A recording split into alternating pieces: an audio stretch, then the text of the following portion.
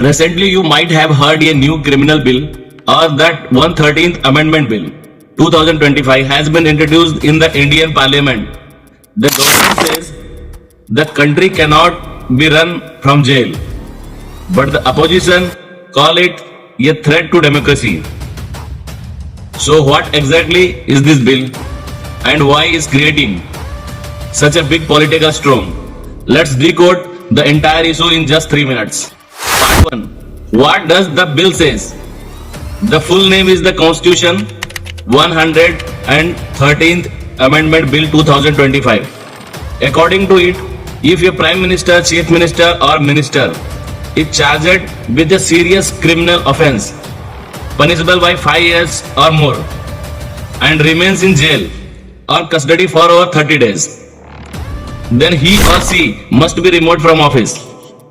In short, if a minister is behind bars, they can't continue to run government. Part 2. Where will the constitution change? The bill amends 3 key articles. Article 75 relates to the Prime Minister and Union Minister. Article 164 deals with Chief Minister and State Minister. Article 29AA applies to Delhi government. A new clause will be added saying, if any minister remain in custody for more than 30 days, they shall cease to hold office. And part 3. Government versus opposition.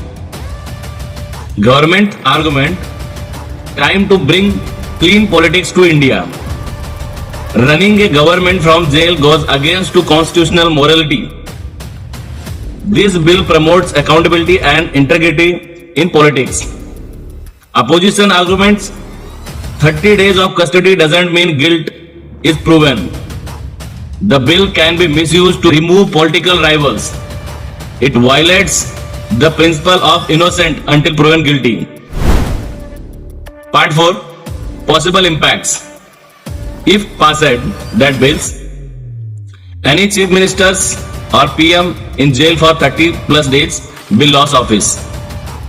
Political parties will need to monitor pending cases against their leaders, so many ministers. But the misuse risk is huge, especially in politically motivated arrested. And the conclusion now. So the real question is, will this bill actually clean Indian politics? Or will it be misused?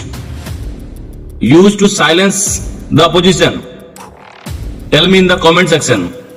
Criminal bill clean politics or control democracy?